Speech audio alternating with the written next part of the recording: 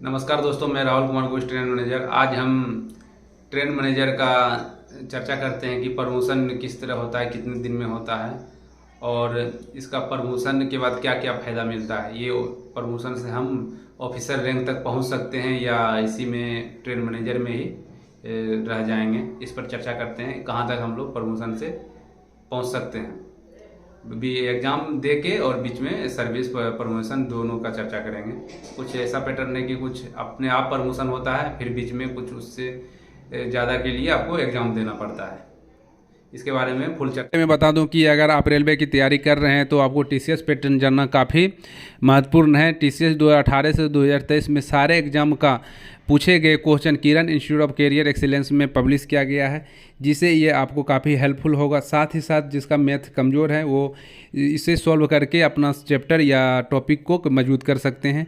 ये बुक आपको नज़दीकी शॉप या ऑनलाइन में मिल जाएगा। ऑनलाइन का लिंक हम डिस्क्रिप्शन बॉक्स में डाल देंगे, आप वहाँ से विजिट कर सकते हैं। चर्चा करते हैं। इसके लिए मैं कुछ नोट्स अपना लिख के रखे हैं, जो कि सीक्वेंस बाय सीक्वेंस हमको बोलने में आराम होगा। ऐसे आगे पीछे भी हो सकता है। पहले चर्चा करते हैं कि जो अभी हम हैं, जो एनटीपीसी से डायरेक्ट आते हैं गुड्स ट्रेन मैनेजर, तो ये तो ठीक है। एक होता है क्या, जो पॉइंट्समैन है या कोई और ग्रुप डी में है वो भी आ सकते हैं, उसका अंदर से कोटा रहता है, वो भी गुड्स ट्रेन मैनेजर में आते हैं। एक आरआरबी एनटीपीसी से जो भी आते हैं, जैसे मेरा आरआरबी एनटीपीसी से हुआ है।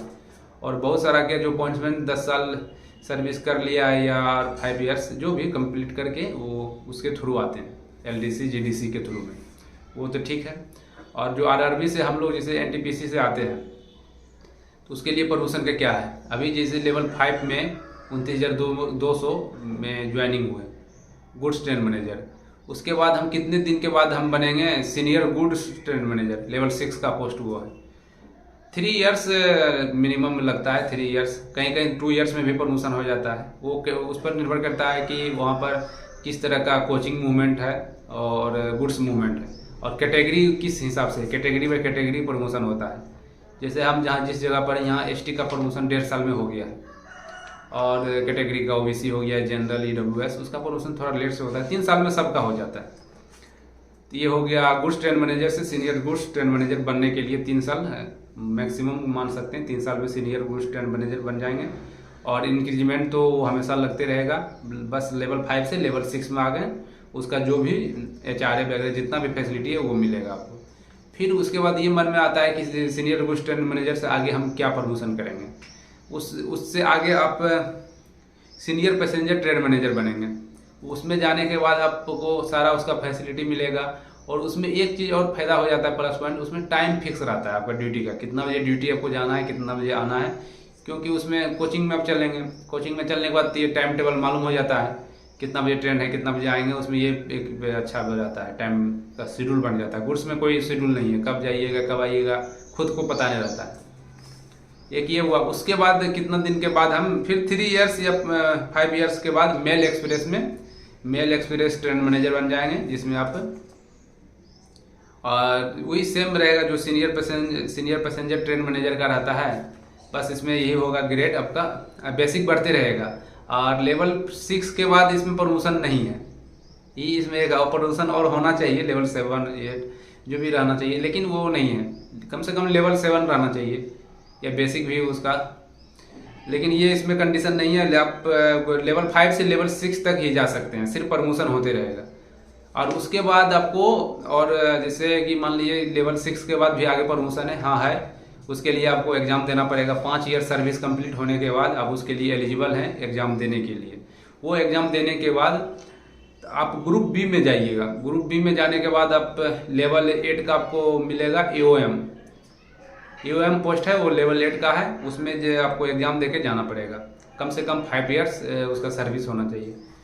और ये लेवल 8 तक का सफ़र है एओएम का। फिर ग्रेजुएट ऑफिसर रैंक में आ गए, उसके बाद फिर लगेगा कि एओएम के आगे भी कोई है प्रमोशन हो सकता है, हाँ हो सकता है, लेकिन उसके लिए एग्ज़ाम से नहीं, अब सर्विस के, उसमें 10 ईयर सर्विस करने के बाद आपको फिर डीओएम पोस्ट के लिए आप प्रमोशन के लिए एलिजिबल हो जाएंगे। लेकिन वो निर्भर करता है कि वहाँ का पोस्ट खाली है, किस तरह का है, वो उस डिवीज़न पर निर्भर करता है।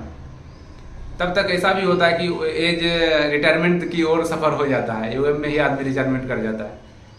उसमें एवं जैसे बन गए उसमें भी रिटायरमेंट हो जाता है क्योंकि टाइम नहीं बचता है। और एक चीज़ बोलना भूल गए इसमें, एक एग्ज़ाम के तहत आप कंट्रोलर भी बन सकते हैं।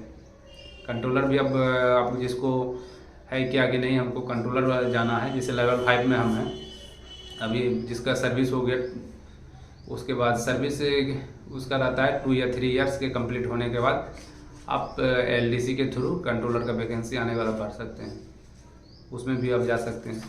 ये सब पूरा सर्विस कोटा है।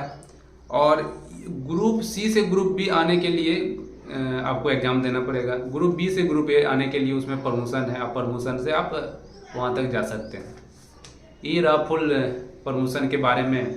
और इसमें एक खासियत ये है कि लेवल 5 से लेवल 6 मेल एक्सप्रेस तक आप लेवल 6 में ही रहेंगे। ऐसा नहीं कि लेवल 7, 8, 9 आपका बेसिक इंक्रीमेंट के साथ साथ बढ़ते रहेगा, लेकिन आपका लेवल सेम रहेगा। यही सारा इस प्रमोशन का पूरा डिटेल्स है। और नेक्स्ट वीडियो में हम चर्चा करेंगे मेरा ट्रेनिंग कैसा रहा, ट्रेन मैनेजर का ट्रेनिंग कैसा रहता है, इसके बारे में नेक्स्ट वीडियो में चर्चा करते हैं। तब तक के लिए जय हिंद।